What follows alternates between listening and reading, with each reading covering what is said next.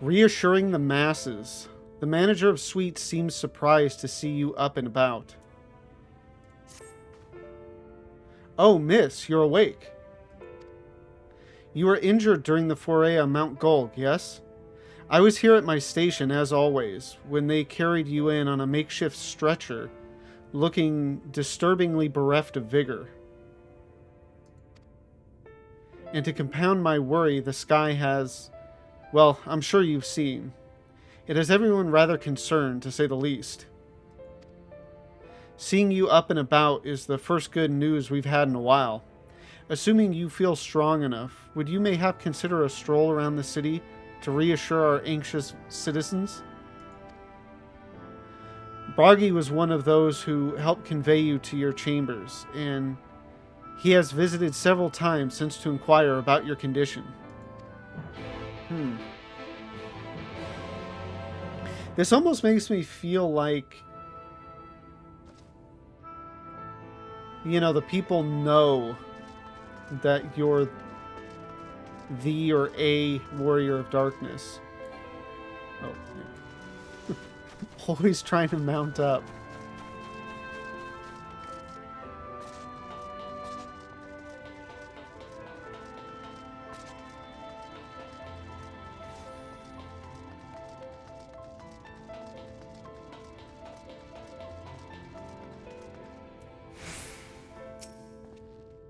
Well, well, look who's back from the dead. Aye, it was a grim sight. Your companions looked fair ready to drop when they brought you in, so I offered a helping hand. Couldn't bear to see them struggle so. And you, my friend, I feared you had one foot in the grave. Cold and lifeless you were, like a corpse that was somehow still breathing. Then they told me some evil bastard went and snatched our poor exarch away in the midst of the chaos. Wicked white, what is this world coming to?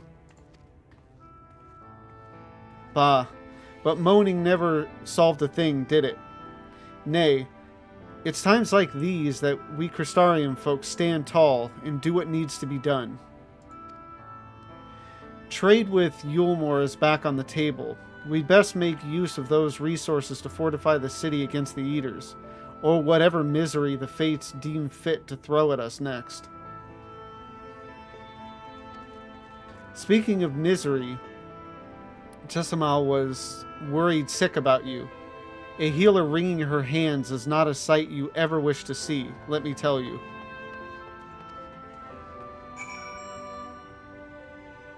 Yeah, that got me thinking. Obviously, seeing the light again is not a position you want to be in, but, you know, or is not a good sign. But Vothri being gone then at least means the Sin Eaters are unorganized. Which, I mean, they were that way for 80 years, but now, you know, there's at least some more capable people to deal with them.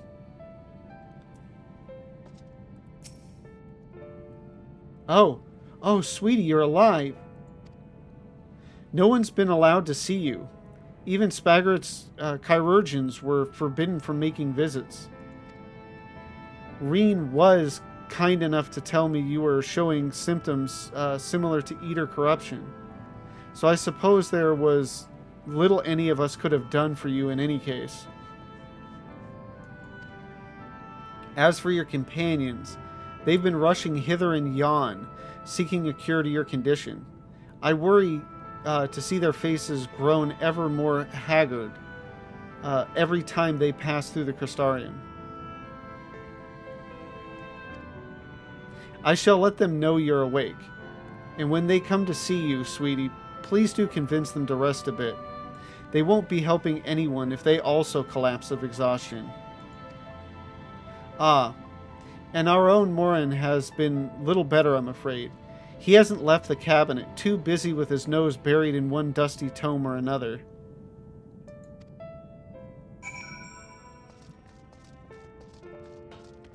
Been really having to Do the tour.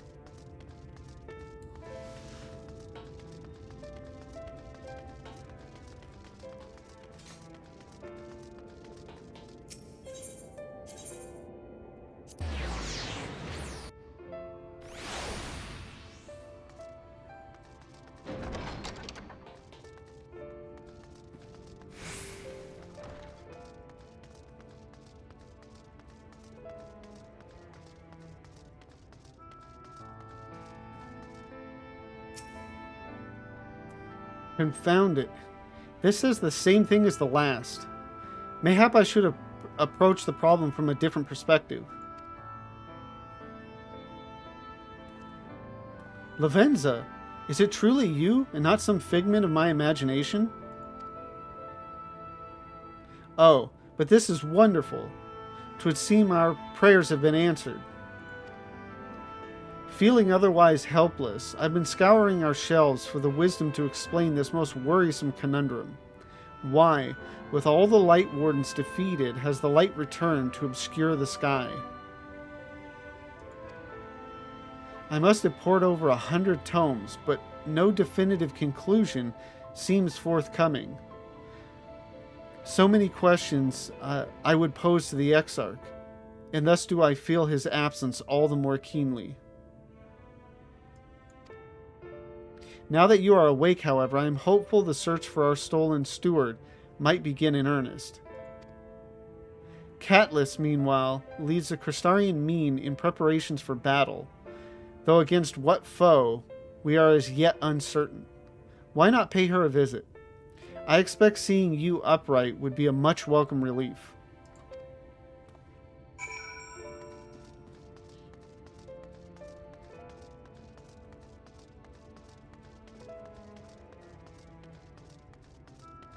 Yeah, it's interesting the amount of, I don't know, reverence that's given to you.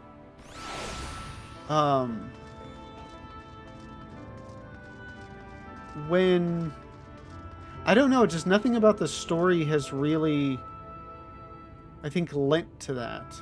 I mean, not that it couldn't, that it's completely out of place. But it's not like we've had a lot of interactions with these people beyond kind of the initial tour. I mean, I think we've talked to kind of each of them maybe once since then.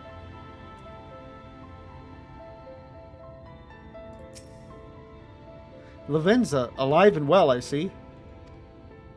You gave us all a proper fright, you know that? The friends you've made in the facets have been talking with me, wondering what they could do to help. Anyway, I'm glad you've recovered enough to stand. You're not planning on striking out straight away, though, are you? I was hoping to have a better look at your equipment. If we had been able to provide you with better weapons and sturdier helms, then maybe you would have won the day and the Exarch would still be here. As such, we're keeping busy consulting each other on new forging techniques and designs and the like. If you could stand still a moment, I'd like to assess the gear we're trying to improve.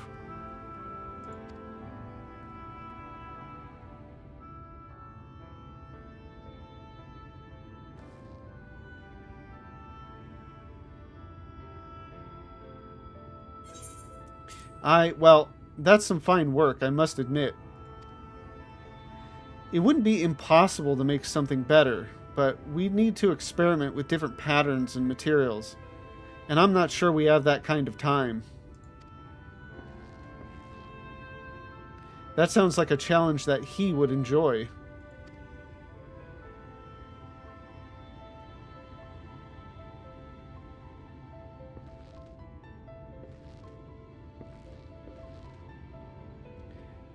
Greetings, Glenard. The Master of the Stairs is running his own errands now, is he? Well, my servers are distraught enough as it is, and I didn't want to crack the whip too hard. But never mind that. I'm thinking our absent genius and his epiphanies are the perfect answer to this predicament of yours. And by genius, you mean old Grenault. He is a man of unrivaled gifts. I won't argue with you there. But what good does his talent do us if we can't bloody find him? No one's seen hide nor hair of Grenault since he wandered off some years ago. You know what he's like once he latches onto an idea. He's probably cloistered himself in some forgotten cave, completely absorbed in his latest creation. I wouldn't even know where to start looking. Well, we'll somehow conveniently end up finding him exactly where we end up. That does make things difficult. Still, if that eccentric is someone you're destined to meet, I wager he'll show up soon enough.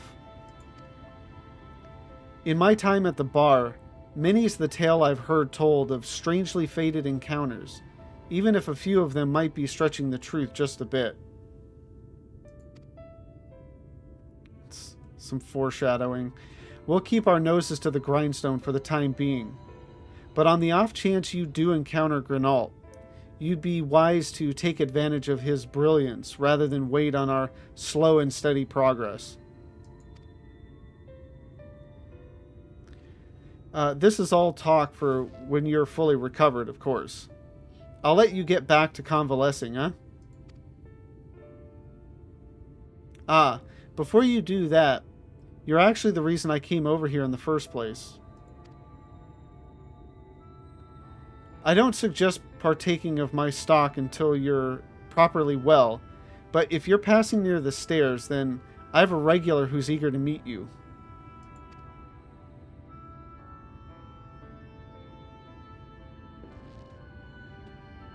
I'd best be getting back. Just because the world's coming apart at the seams doesn't mean we have to follow suit now, does it? Hear, hear. We can't forget the heart upon which this city was founded, or the Exarch might not have much of a home to return to.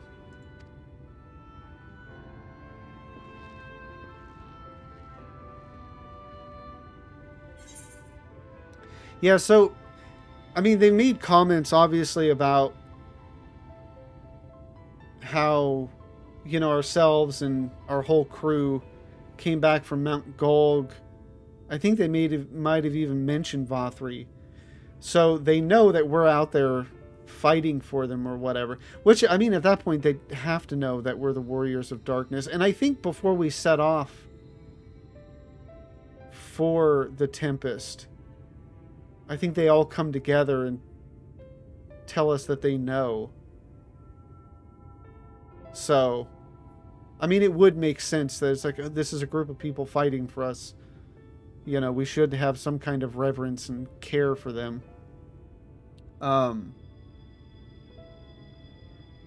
Yeah, and then I don't know who this guest is that's waiting for us at the stairs, so let's find out.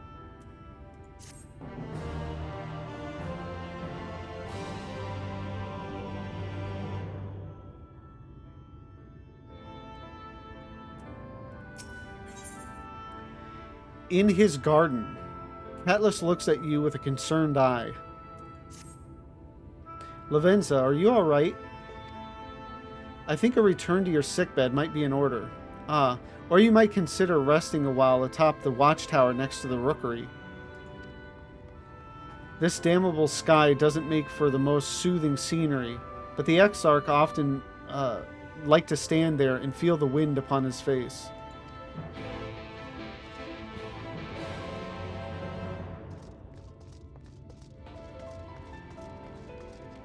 That's interesting, because we did get a, what's the quickest way back down? Or I'll just take the teleport to the rookery. Yeah, because he said he had a guest. I guess not that we were expected there.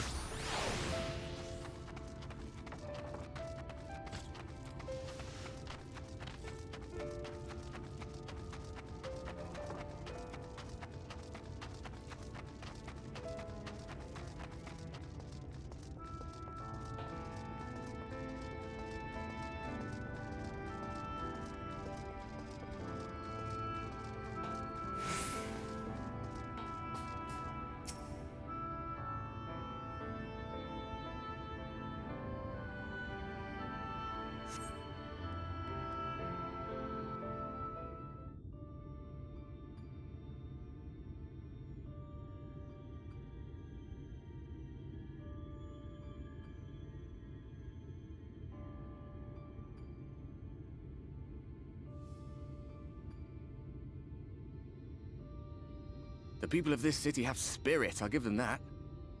They've not lost the will to fight.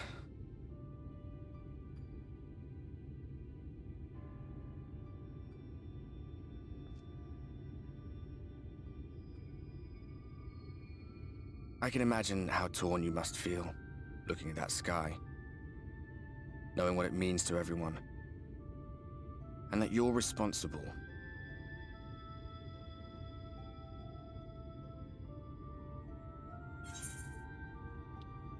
The secrecy is worse. I'd rather people knew.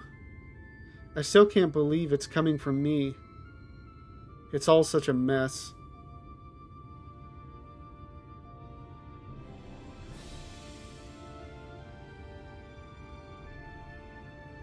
Well, I think the secrecy is good.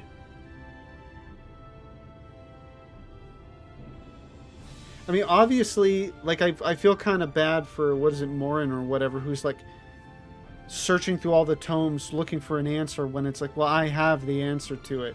But at the end, I think most of the people, or at least, you know, the people we talk to wouldn't flip out or turn against us if they found out that, like, all that light was in us and we're the reason for it and we're looking for an answer. But for it to be widespread, there probably would be some people that would try to attack us or something.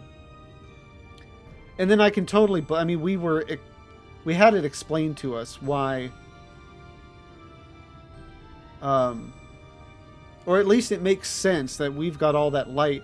Although it kind of makes me wonder why everywhere we went didn't get lit back up, you know, from all of the, you know, because we had, like, in Lakeland, we had all of the light from that light warden, so you'd think it would still be lit there, and then as we went along, we continued to gain more light, so, but anyway, so I'm just going to go with, it's all such a mess.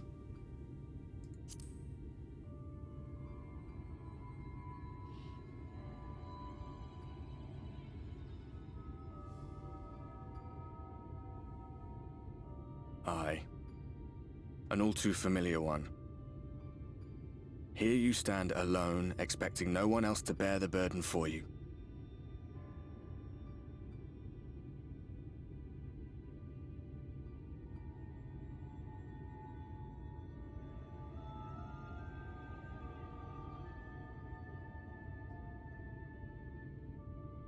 You're in a corner, and there doesn't seem to be any obvious way out. But that doesn't mean it's over. However hopeless it seems, you haven't lost yet.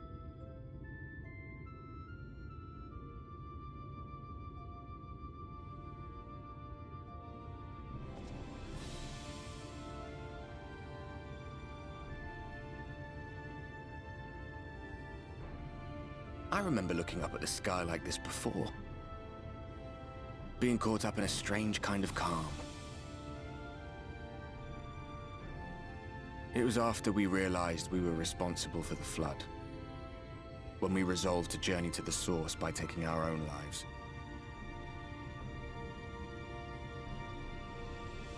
One last sacrifice. One last fight. One last failure. And then the Oracle appeared and, well, you know the rest. There were times in the years and decades that followed when I wondered if we might not have been better off just letting the rejoining happen.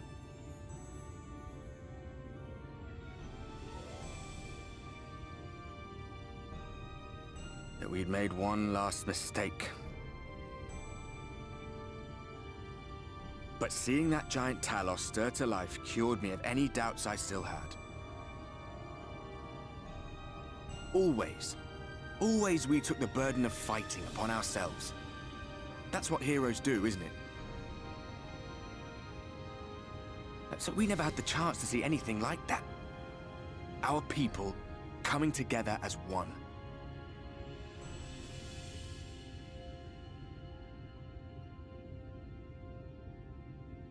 To think that their hope still burned so bright.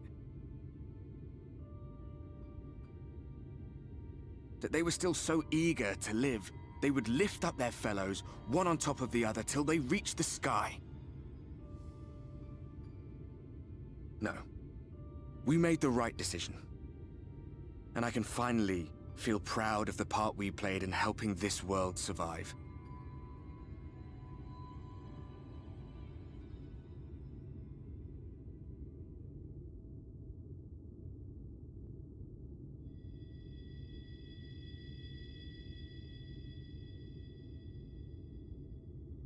Well, come on then.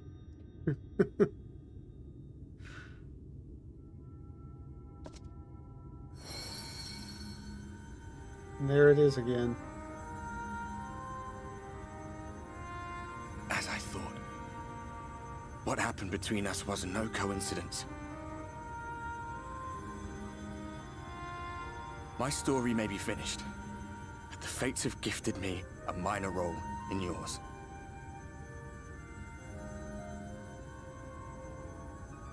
I suspected as much the moment I realized you could hear me. But it's hard not to doubt yourself when you're the man who caused the flood. I was afraid to do anything more than watch for fear of making things even worse. But no longer. After all, the path I once walked is now yours to finish.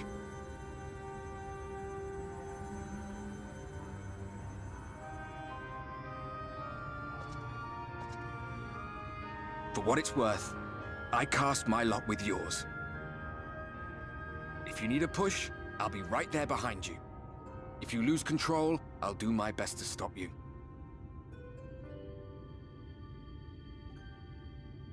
So, let us be about it, hero.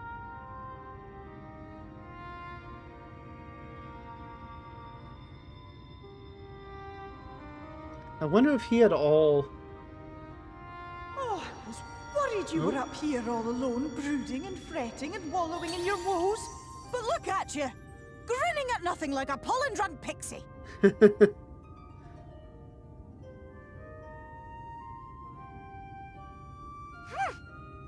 at what you've done to your ether. It's a mess.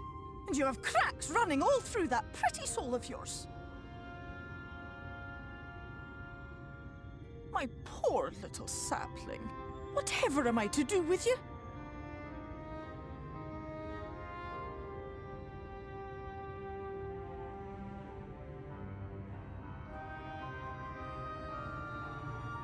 Shall I yield up my throne? You could claim it, cut ties with the mortal world, hide away in the castle.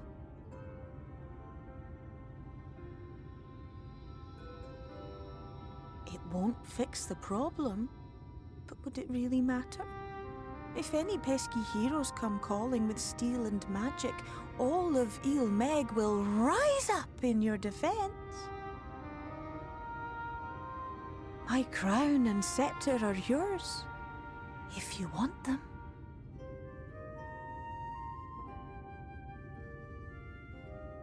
It's not even an answer. Oh, don't give me that look.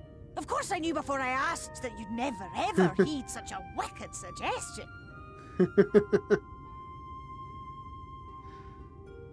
And besides, what would become of my precious and ephemeral flower?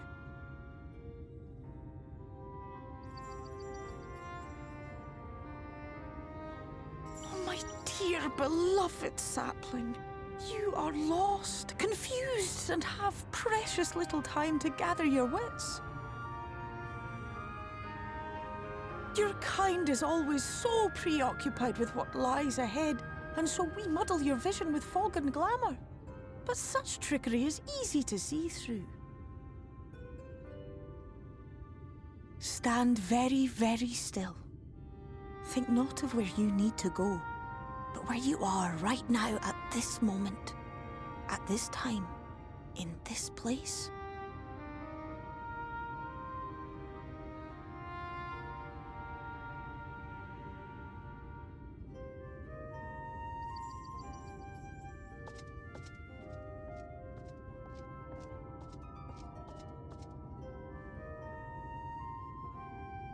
our cairn of crystal.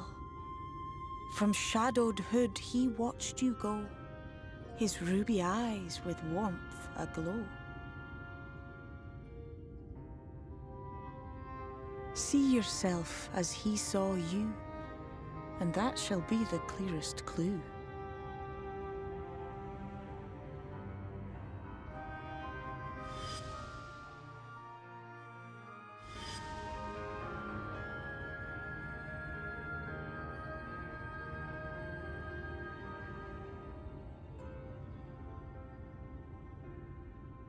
You stand in his garden, dear sapling.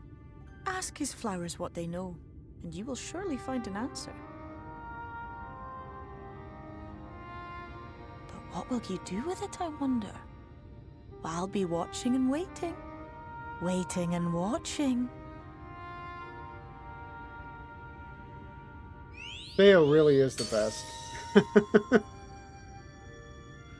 So much wisdom.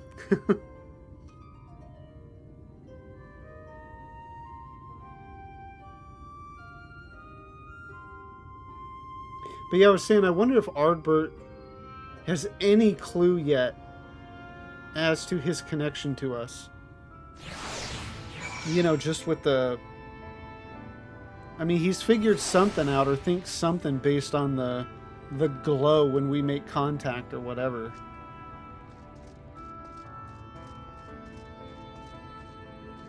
And it's an interesting couple of quests here of kind of noting your character's kind of helplessness, hopelessness, confusion, which I think played a bit better the first time through, obviously, because now I'm just thinking about, well, like, I'm not confused, I'm not hopeless, I know what comes next, but I want to say, you know, at the time, I was kind of like, I have no idea where this is going, I have no idea what to do, so felt very much like the character. Oh ho! I did not expect to see you on your feet so soon. Surely you have not come in search of an Amaro.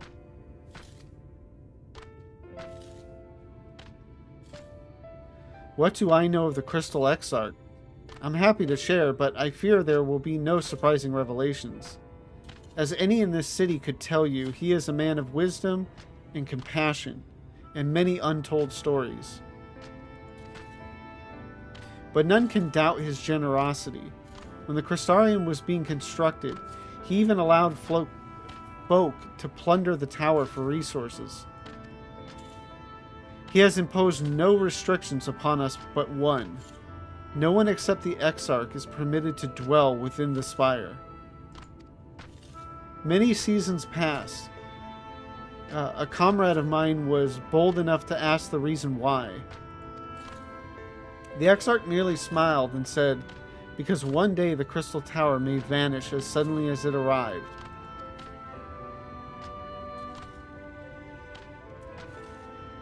Okay, this is making me think, is this now when we're going to get the...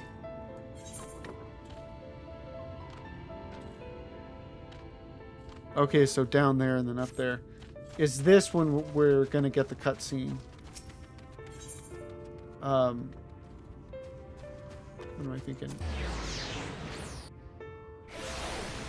With the truth behind Graha and Urianger and all that. Because I've been waiting for that. I was like, that's not like a 5.1 or beyond thing, I don't think. Oh, was there something else you needed? If you've come for the results of my research into the persistent light, I'm afraid there's little to tell as of yet.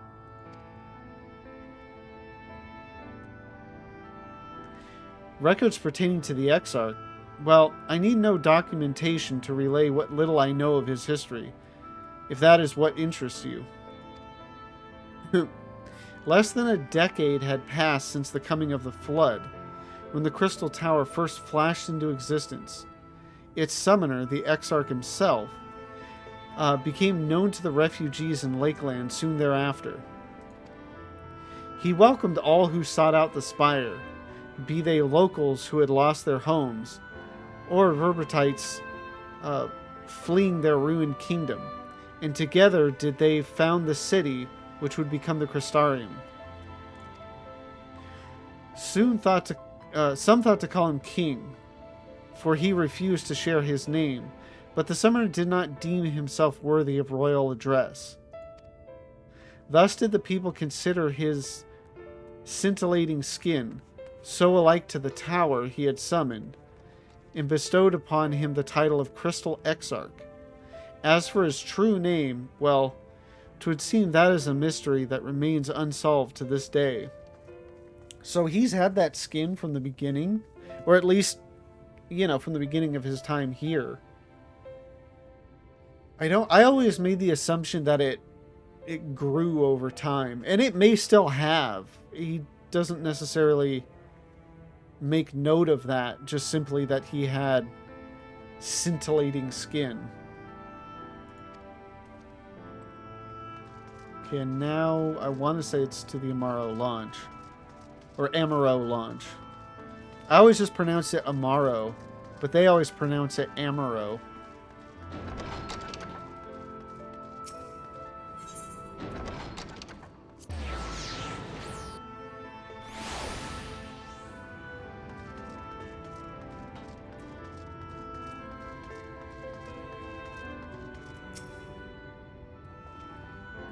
Lavenza, it is good to see you awake and alert, my friend.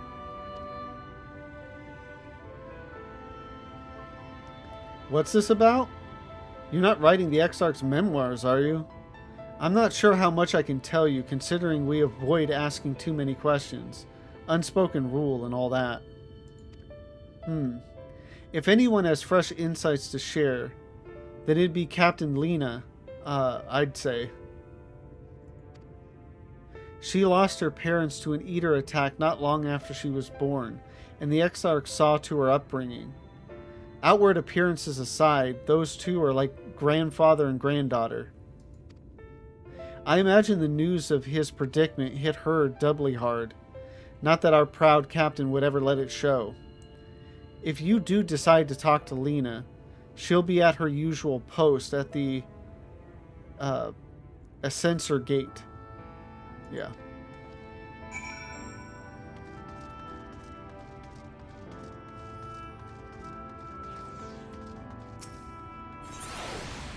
Which is outside, I believe. Yep.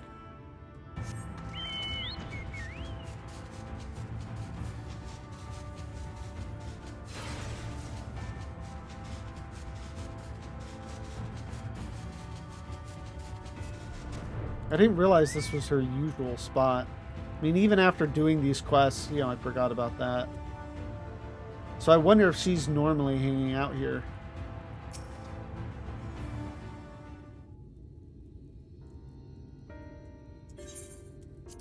Lavenza, I was not told you had awoken.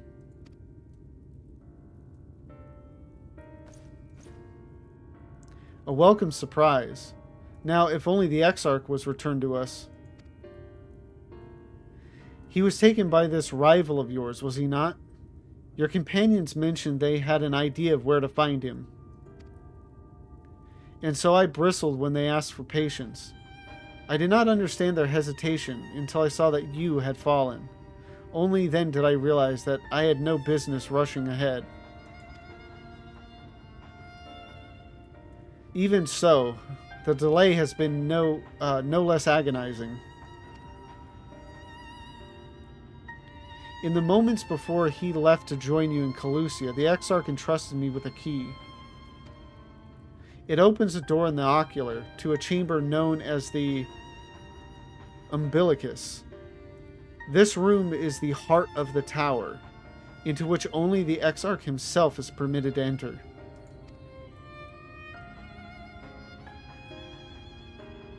He bid me allow none into the tower once he had departed. Only in the event that an army of eaters descended upon the city was I to access the umbilicus and awaken the defensive barrier. Never before had he left me with such instructions, but the battle with Vothri loomed near, and at the time I accepted the key without much thought. Since then, however, that moment is all that occupies my mind. When I recall the look upon his face, he knew that some terrible fate awaited him. Not this one, but something worse, really. Tell me, Lavenza, I need to know what he feared. What battle you and your companions are truly fighting.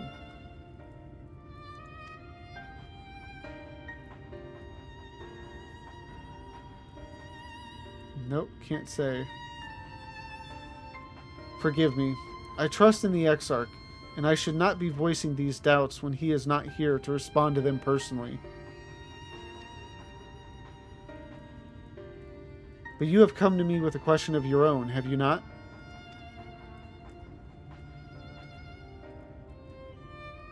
Ah, I see I'm not the only one who burns for questions, or for answers. The time has come to open the tower's heart. Though we do not face an invasion of eaters, I suspect the city will be in far more danger if you do not gain the knowledge you seek. Okay, yeah, this definitely leads into that, into the cutscene I was talking about earlier.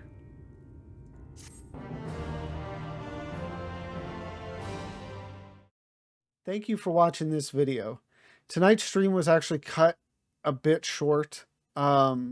Just was not feeling great.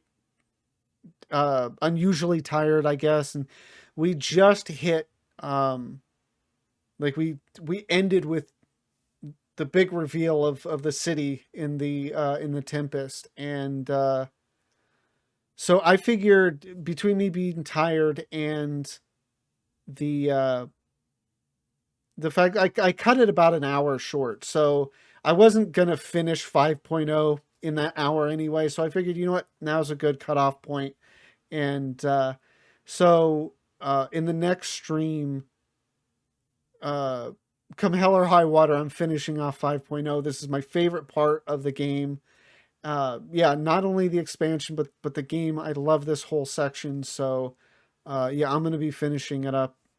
So look forward to that. So again, thank you for watching. If you enjoyed this, please like, comment, and subscribe.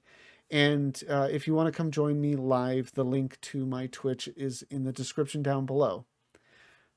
Thank you.